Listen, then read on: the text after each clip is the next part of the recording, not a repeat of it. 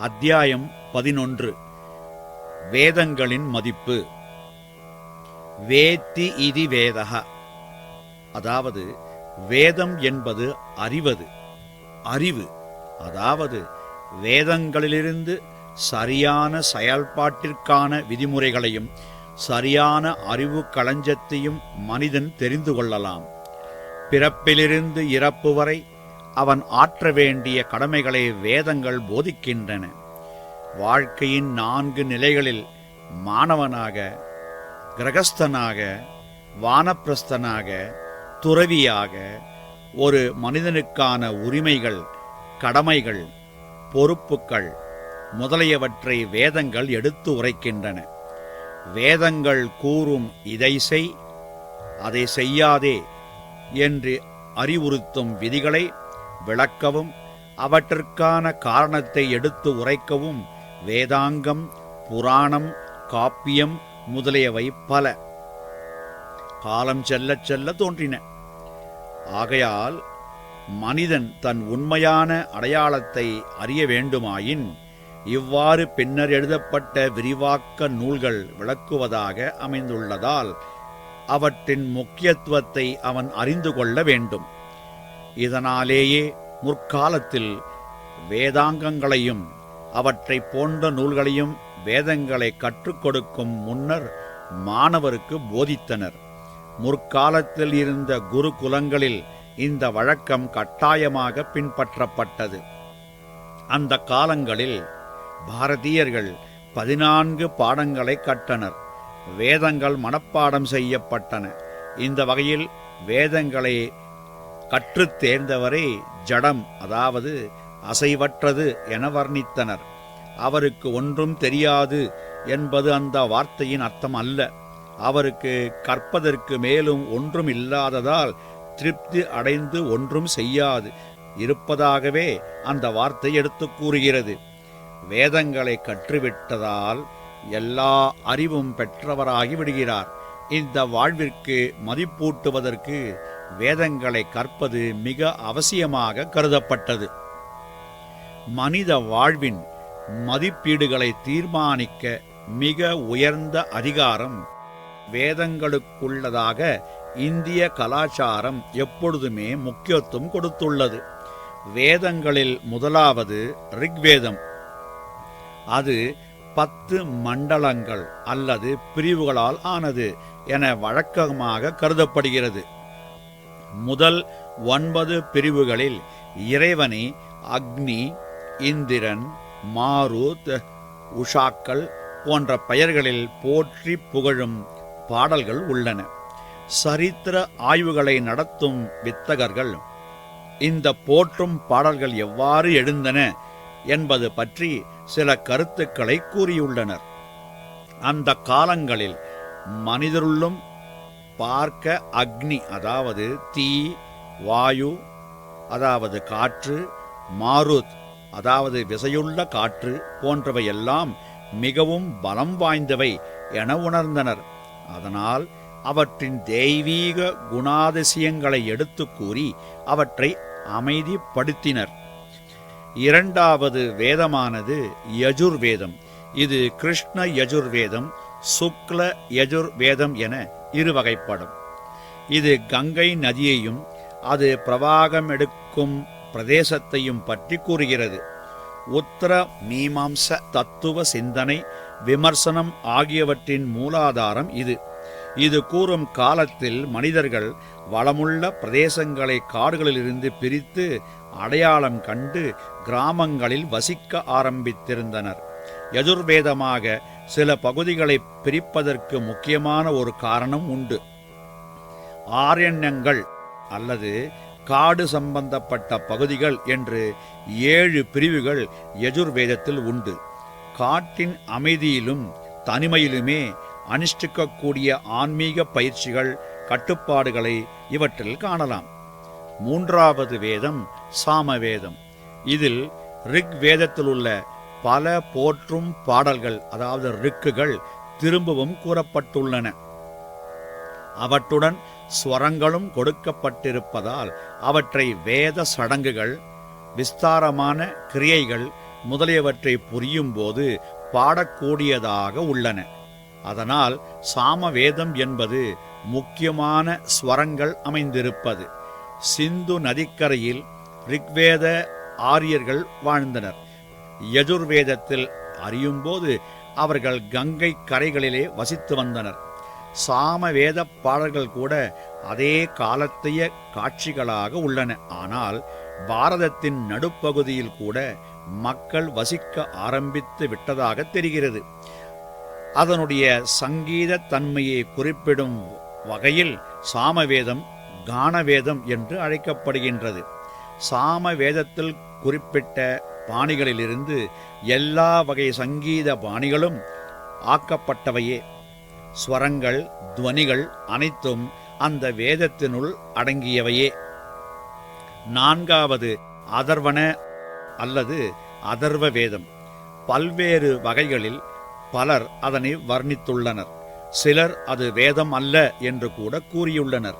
முதல் 3 தொகுதிகளை சேர்ந்த பின்னர் மிகுதியாக இருந்தவையே அதர்வண வேதமாயிற்று என்று வேறு சிலர் கூறுவர்.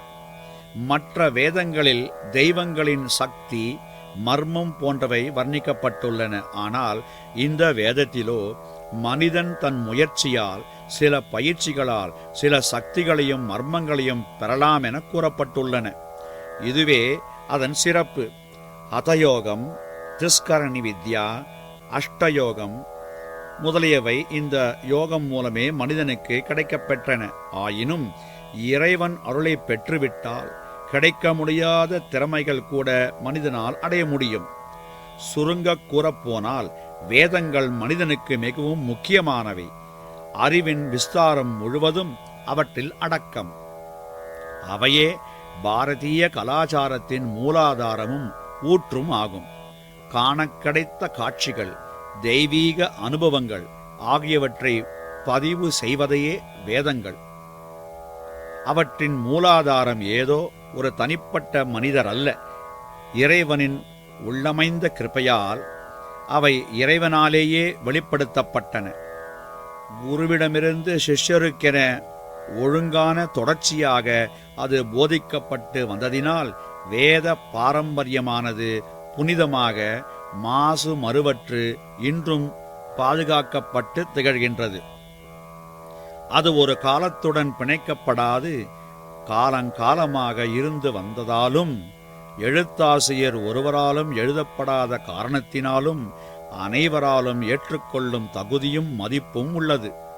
அவற்றின் மதிப்பை புறக்கணிக்கவோ மறுக்கவோ எவராலும் முடியாது.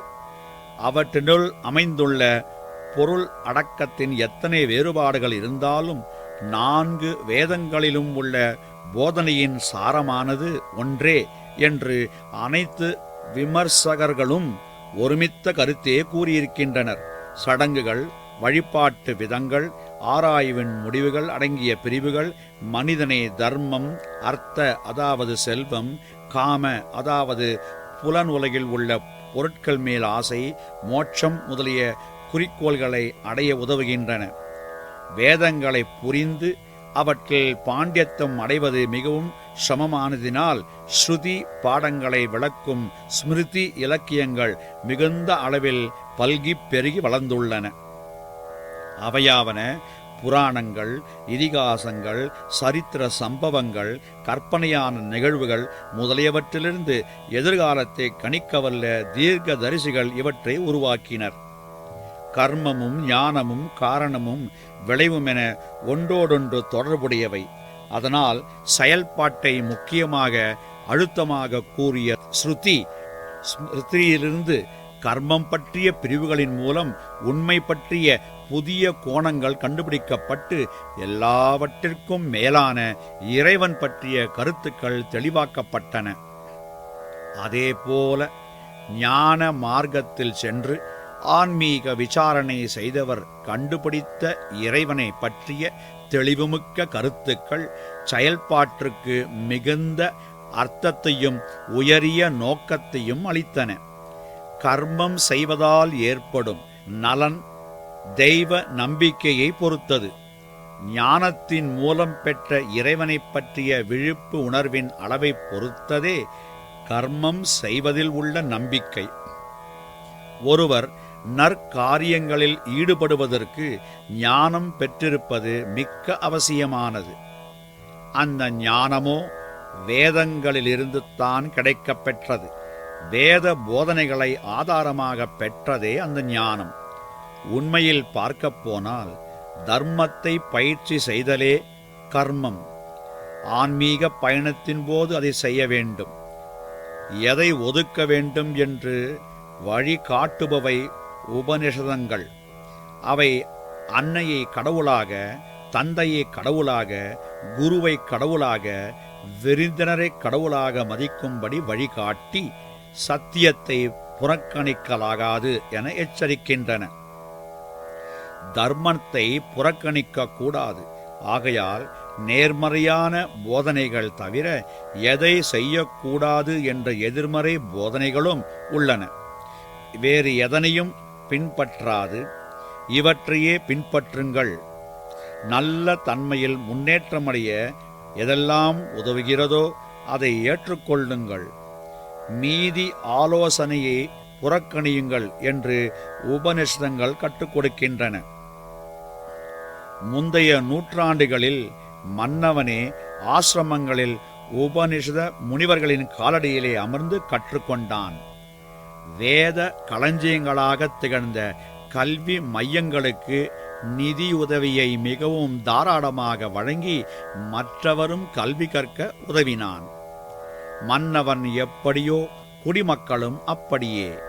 வேதங்களை போஷிப்பதென்பது வேதமறிந்த பண்டிதர்கள், வேதத்தை பயிற்சி செய்பவர்கள் போன்றவர்களை போஷிப்பதாகும்.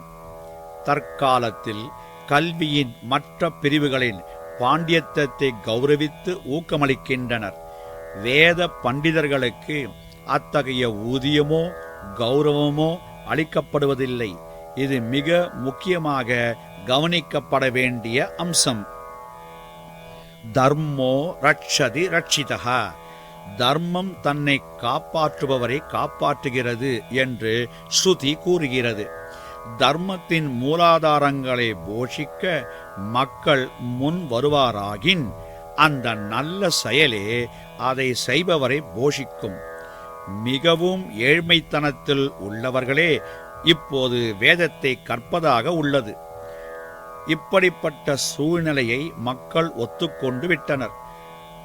வேதம் கற்பதை மிகவும் பரிதாபத்திற்குரிய துன்பமான நிலைமையுடன் இணைத்தே நோக்குகின்றனர். வேதக்கல்வியானது இப்படிப்பட்ட வருந்துவதற்குரிய நிலைமைக்கு தாழ்ந்துவிட்டது. வேதம் கற்ற பண்டிதர்களே விலைக்கு விற்கக்கூடிய வியாபார பொருளாக அதை தரம் தாழ்த்திவிட்டனர். தங்கள் வாழ்வில் அமைதியும் இசைவும் மிளர்வதன் மூலம் வேதக்கல்வியின் மதிப்பினை காட்டி தங்கள் முன்னுதாரணம் மூலம் வேதங்களுக்கு கௌரவத்தை மதிப்பை நிலைநாட்ட பெற்றுத்தர தவறிவிட்டனர். வீடு பேறு அமைதி பெறுவதை விடுத்து மிக அற்பமான தொகையை பெறுவதற்காக வேதங்களை தவறாக பயன்படுத்துகின்றனர். இதுவே தர்மம் பின்னடைவதற்கும் மனக்கலவரமும் கிளேசமும் மக்களிடையே பரவுவதற்கு காரணம். வேதங்கள் போதிக்கின்ற லட்சியங்களை அவர்கள் பயிற்சி செய்யுமாறு இணங்க வைத்து அவர்கள் மனித குலத்தை சரியான வழியில் வழிகாட்டும் கலங்கரை விளக்கங்களாக சேவை புரிய வைத்தால்தான் உலகம் அமைதியையும் இசைவையும் திரும்பவும் பெற முடியும். இல்லாவிட்டால் வீழ்ச்சி தடுக்க முடியாதது. பாரதிய ஆன்மீக நதியானது இன்று வரை வேத கல்வியையும் பயிற்சியையும் செழிப்புடன் வளர வைத்துள்ளது. வேதம் காட்டும் வழியில் முன்னேறிச் செல்லும் என்பதே அதன் செய்தியாக எப்போதும் இருந்து வந்துள்ளது. வேதாந்தம் பற்றியும் வேதங்கள் பற்றியும் ஒருவர் விரிவாக பேசலாம். ஆனால் தன் அனுபவத்தினை, தன் பயிற்சியை ஆதாரமாக அவற்றின் லட்சியங்களின் மதிப்பை வெளிக்கொணர்ந்து காட்டாவிட்டால் பயனற்றதே, வீணானதே. இப்படிப்பட்டவர்கள் இந்த உண்மையை மறந்துவிட்டனர். அவர்கள் சீக்கிரத்தில் விழிப்புணர்வு பெற்று என்றுமுள்ள வேத கலாச்சாரத்தின் பாரம்பரியத்தையும் மதிப்பீடுகளையும் காப்பாற்றட்டும்.